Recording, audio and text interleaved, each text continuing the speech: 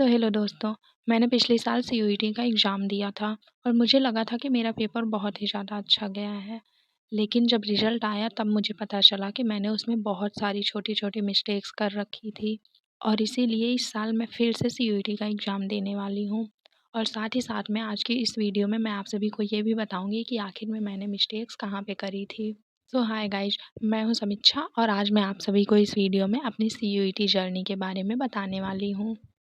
तो सबसे पहले मैं अपने प्रिपरेशन से स्टार्ट करती हूँ। तो अभी मेरी प्रिपरेशन कुछ ख़ास परफ़ेक्ट नहीं चल रही है। ऐसा नहीं है कि मैं 10 से 12 घंटे पढ़ रही हूँ, सारे यूट्यूब वीडियोज़ देख लिए हैं मैंने, पूरे के पूरे मॉक टेस्ट लगा लिए हों, ऐसा कुछ भी नहीं है। मैं भी एक नॉर्मल स्टूडेंट की तरह ही पढ़ रही हूँ। अभी मैं मोस्टली शॉर्ट नोट्स रिवाइज़ कर रही हूँ, यूट्यूब के कुछ लेक्चर्स देख रही हूँ और साथ ही में मैं कभी-कभी मॉक टेस्ट और पीवाईक्यूज़ भी सॉल्व कर लेती हूँ। तो सीयूईटी में मेरे सब्जेक्ट्स हैं जियोग्राफ़ी, हिस्ट्री, जनरल एप्टीट्यूड और हिंदी। और इस बार मैं लास्ट मोमेंट में पैनिक होने वाली गलती तो बिल्कुल भी नहीं करना चाहती हूँ, जो मैंने पिछले साल करी थी।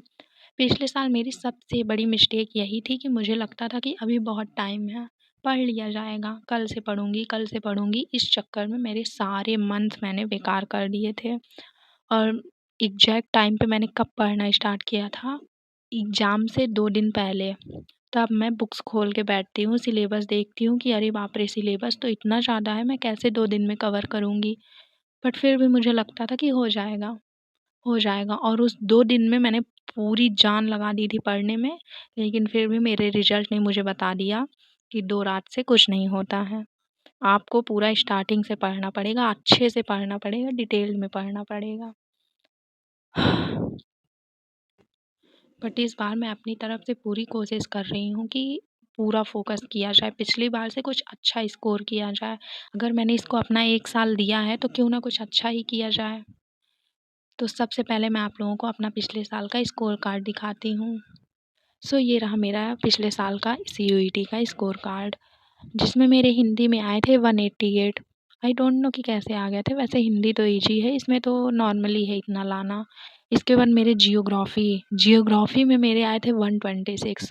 आई डोंट नो कि मैंने 2 रात में ऐसा क्या पढ़ लिया था कि मेरे 126 आ गए थे।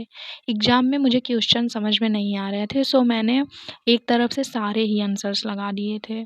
मैंने उस टाइम बिल्कुल भी ध्यान नहीं दिया था कि नेगेटिव मार्किंग भी है।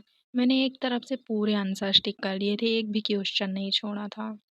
और अब बारी आती है हिस्ट्री की। तो हिस्ट्री तो मैंने बिल्कुल भी नहीं पढ़ा था, सच बताऊँ तो। थोड़ा बहुत ऐसे ही एक रात पहले नींद नहीं आ रही थी कि कल एग्ज़ाम में क्या होगा, तो नॉर्मली 2-3 लेक्चर्स देख लिए थे और उसी में मेरा हिस्ट्री भी हो गया।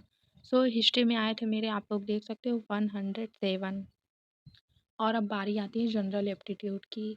तो कह सकते हैं मेरी किस्मत ख़राब थी या फिर कुछ था, बिकॉज़ मुझे जनरल एप्टीट्यूड में बस रीज़निंग ही आती थी। मैं रीज़निंग के भरोसे ही पेपर देने चली गई थी एंड मेरे पेपर में रीज़निंग के मोस्टली 6 क्वेश्चन्स आए थे। आप लोग बिलीव नहीं करोगे, 6 क्वेश्चन्स रीज़निंग के थे एंड मोस्टली 15 लगभग मैथ के थे और बाकी सारे उसमें जीके, जीएस, करंट अफेयर्स वगैरह तो भरे पड़े थे। अब मैं जो 2 रात पहले पढ़ने बैठी है, वो भला करंट अफेयर्स कैसे रिवाइज़ करेगी, कैसे पढ़ेगी?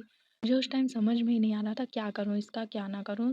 लास्ट टाइम पे मैंने वही सारे आंसर टिक कर दिए थे, बिल्कुल भी माइनस मार्किंग का ध्यान ही नहीं रखा मैंने और शायद यही सही किया था, इसी की वजह से मेरे जनरल एप्टीट्यूड में 119 मार्क्स आए थे। ठीक ही थे।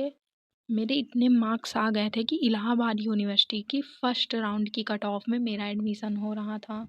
बस जितनी कट ऑफ आई थी उससे मेरा 1 मार्क्स ज़्यादा था। सोचो आप लोग, मतलब किस्मत ही कह सकते हैं कि फर्स्ट राउंड की कट ऑफ में। बट कुछ प्रॉब्लम थी।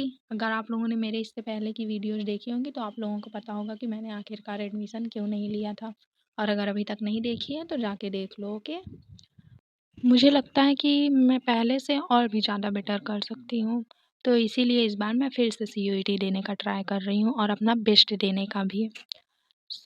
ये सब तो हो गया। अब मैं आप लोगों को बता दूँ कि आखिरकार मेरा एग्ज़ाम कब है। आज है 18th मई और मेरा एग्ज़ाम है 21st मई को, हिस्ट्री एंड जियोग्राफ़ी का।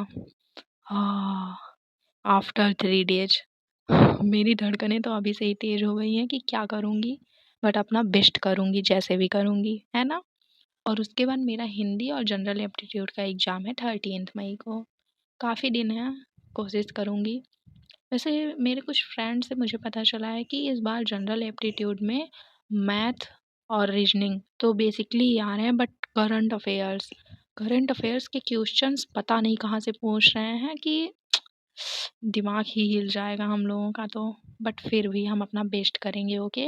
तो आप में से कौन कौन इस बार सीयूईटी का एग्ज़ाम देने वाला है, जल्दी जल्दी मुझे कमेंट करके बताओ। और अगर आप लोगों को मेरी वीडियो अच्छी लगी हो तो आप लोग मेरे चैनल को सब्सक्राइब करना मत भूलना। तो मिलते हैं आप लोगों से नेक्स्ट वीडियो में।